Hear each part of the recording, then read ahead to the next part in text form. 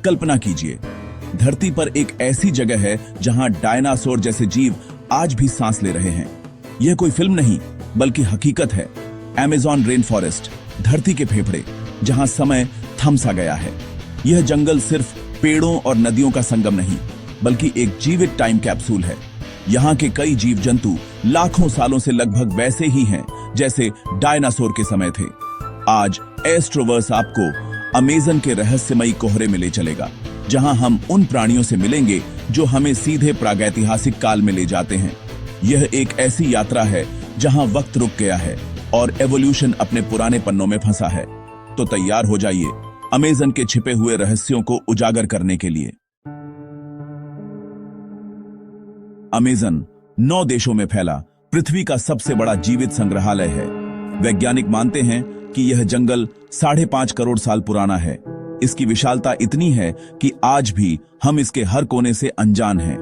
हर साल यहाँ नई प्रजातियां खोजी जाती हैं, ऐसे जीव जिन्हें दुनिया ने पहले कभी नहीं देखा। यहाँ के कई प्रदर्श आज भी जीवित हैं, ऐसे जीव जिनका विकास लाखों साल पहले रुक गया था।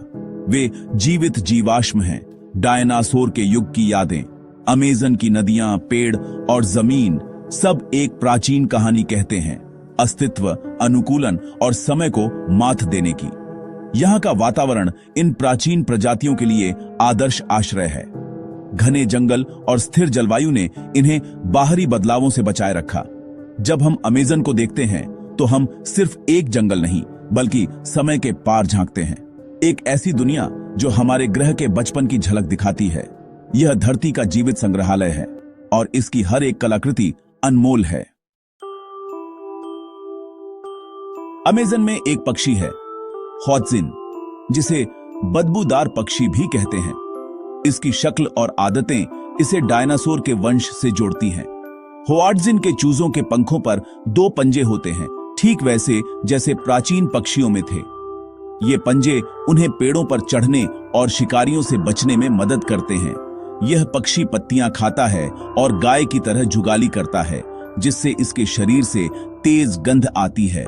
इसीलिए इसे स्टिंग बर्ड कहा जाता है। वैज्ञानिकों के लिए होआत्जिन एक पहेली है। इसका डीएनए इतना अलग है कि इसे पक्षियों के किसी भी मौजूदा परिवार में ठीक से नहीं रखा जा सकता। इसके भारी पाचन तंत्र के कारण यह बहुत अच्छी तरह उड़ नहीं पाता, बस कुछ दूरी तक फड़फड़ाता है और फिर ग्लाइड करता है। होआत्जिन अमेज़न की झीलों और नदियों के किनारे रहता है, जहां इसे भोजन और सुरक्षा मिलती है। इसे देखना समय में पीछे जाने जैसा है, एक उड़ने वाला डायनासोर जो बताता है कि अतीत कभी पूरी तरह मरता नहीं, बस अपना रूप बदल लेता है। अमेज़न की कीचड़ भरी नदियों में माटा माटा टर्टल रहता है, एक ऐसा जीव जो किसी दूसरे युग का लगता है। इसका छपटा सिर, सूंड जैसी नाक और ऊबड़ खाबड़ कवच इसे दुनिया के सबसे अनोखे कछुओं में से एक बनाते हैं। माटा माटा का छलावरण इतना प्रभावी है कि यह नदी के तल में लगभग अदृश्य हो जाता है, अपने शिकार का इंतजार करता है।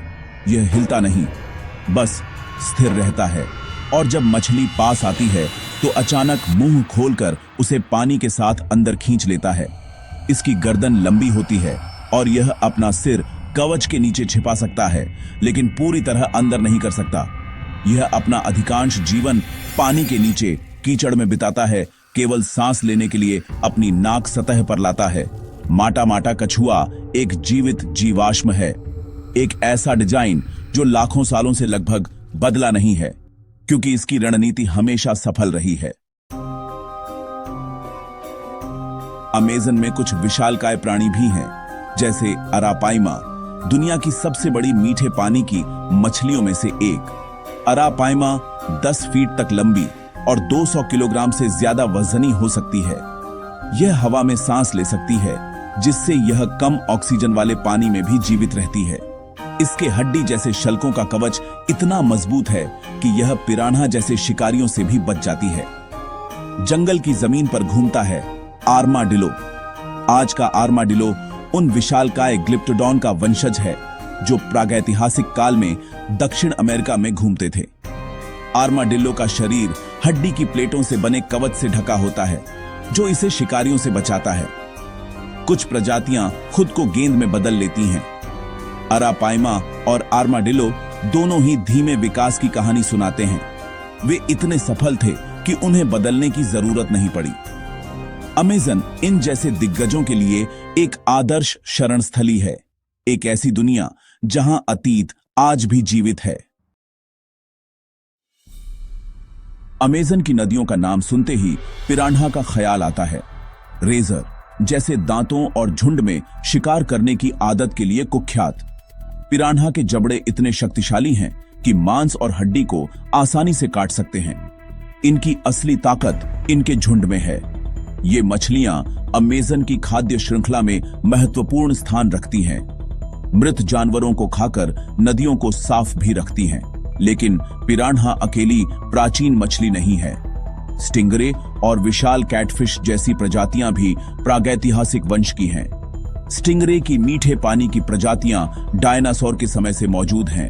उन्होंने खुद को मीठे पानी के लिए अनुकूलित किया है। कैटफिश की कुछ प्रजातियां 12 फीट तक लंबी हो सकती हैं। इनका डिजाइन लाखों सालों से लगभग वैसा ही है। अमेज़न की नदियां एक जलीय टाइम कैप्सूल हैं। हर मछली अपने साथ विकास का इतिहास लेकर चलती है। अमेज़न का प्रागैतिहासिक अनुभव सिर्फ बड़े जानवरों तक सीमित नहीं है। यहां के कीड़े मकोड़े भी किसी दूसरे युग के लगते हैं। टाइटन बीटल, दुनिया का सबसे बड़ा बीटल, 6 इंच से भी लंबा हो सकता है और इसके जबड़े एक पेंसिल तोड़ सकते हैं। अमेज़ोनियन जायंट सेंटीपीड 1 फुट तक लंबा विषैला शिकारी है। यह छोटे जानवरों को भी शिकार बना सकता है। जायंट स्टिक इंसेक्ट 2 फीट तक लंबा हो सकता है। यह टहनी जैसा दिखता है और शिकारी इसे देख ही नहीं पाते। इन विशाल कीड़ों का अस्तित्व हमें उस समय की याद दिलाता है जब वातावरण में अधिक ऑक्सीजन थी और कीड़े विशाल होते थे। अमेज़न का गर्म आर्द्र वातावरण आज भी इन दिग्गजों को पनपने का मौका देता है। ये जीव अमेज़न के पारिस्थितिकी तंत्र की जटिलता को दर्शाते हैं, अपघटक, शिकारी और शिकार के रूप में। यहाँ का हर स्तर सबसे ऊंचे पेड़ों से लेकर जमीन तक जीवन से भरा है। यह जंगल छोटे जीवों के लिए भी एक टाइम मशीन है। हमारी यात्रा समाप्त होती है, लेकिन अमेज़न की कहानी कभी खत्म नहीं होती। यह एक जीवित टाइम मशीन है।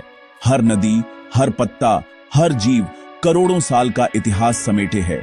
ह्वार्ट्ज़न के पंजों से लेकर माटा माटा के कवच तक हमने उन प्राणियों को देखा जो डायनासोर के समय की याद दिलाते हैं।